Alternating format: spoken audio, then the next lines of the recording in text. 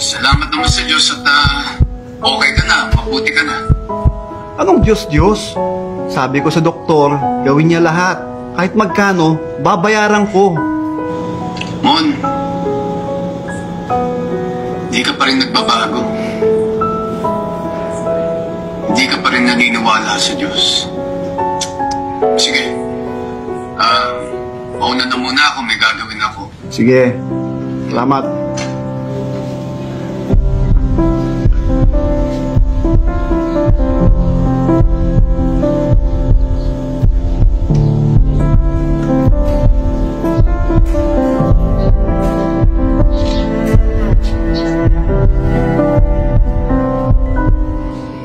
Hello.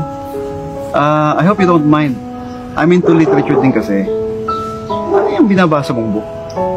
Ito. Biblia. Bible. By the way, I am Doc Mon Bernardo. Nice to meet you, Doc Mon. I'm a doctor in philosophy. I'm Sunny. Naniniwala ka ba dyan sa Bible? Oo naman. But, kayo po ba? Kasi, ba't ako maniniwala sa libro na gawa lang ng tao? Ang tao kasi pwedeng magkamali, pwedeng magsinungaling. Ba't ko ibabata yung aking paniniwala sa librong tao lang ang may gawa? Di po ba professor po kayo? Oo. At nagtuturo kayo sa school as a teacher ng mga libro na binabasa ninyo na pinaniniwalaan po ninyo. Sino po bang gumawa ng librong itinuturo ninyo? Sino pong nagsulat? Yung mga author, mga taong nag-aral. Pero gawa rin po ng tao yon. Oo. Pero pinaniniwalaan mo. Oo naman. Bakit pagka Biblia na sinasabi mong gawa ng tao, bakit kino-question nyo po na hindi dapat paniwalaan ng tao kung gawa lang ng tao yung pagsusulat ng Biblia? And besides, kaya iniutos ng Diyos na isulat ang Biblia ng tao kasi intended na ang magbabasa ay tao.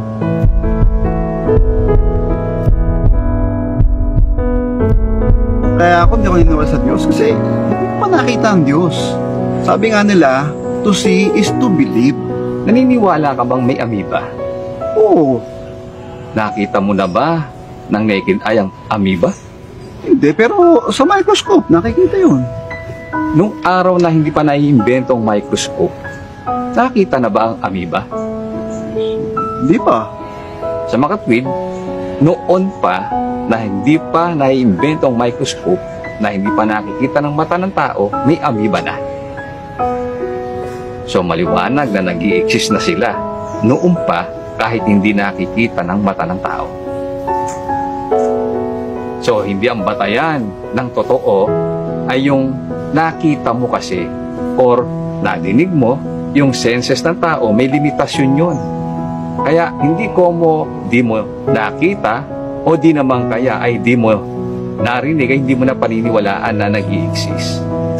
Ganon din po ang aking paniniwala na merong Diyos na nag-i-exist, hindi man nakikita ng ating mga mata.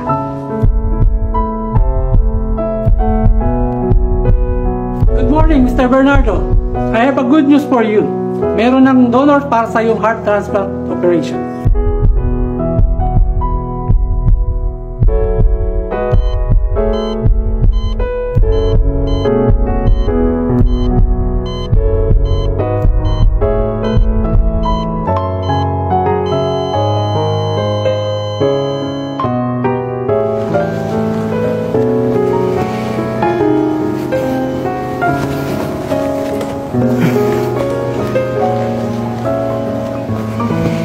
Pwede ba akong makisuyo, iho? Humingi ng pabor. Sige, paano po yun? Pwede ko bang marinig ang tibok ng puso mo? Sige po.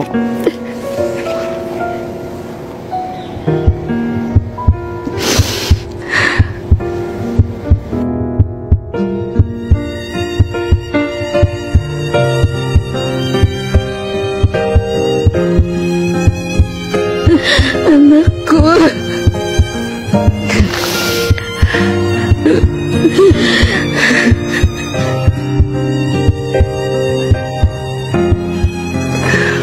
May pinabibigay nga pala yung anak ko. Kalakip ng puso niya. Salamat po. Salamat. Paalam.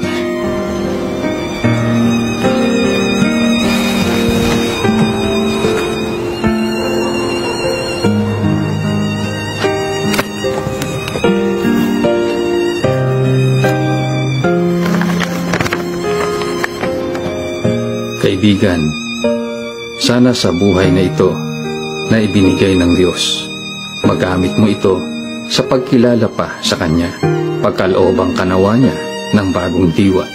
Ingatan mo ang bigay niyang bagong puso sa iyo at sanayin mong makagawa ng mabuti sa lahat upang sa paraang ito maingatan mo ang salita ng Diyos.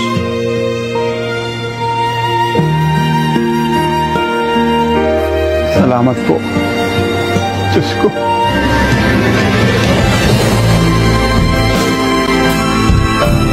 Ang mangmang ay nagsabi sa kanyang puso, walang Diyos.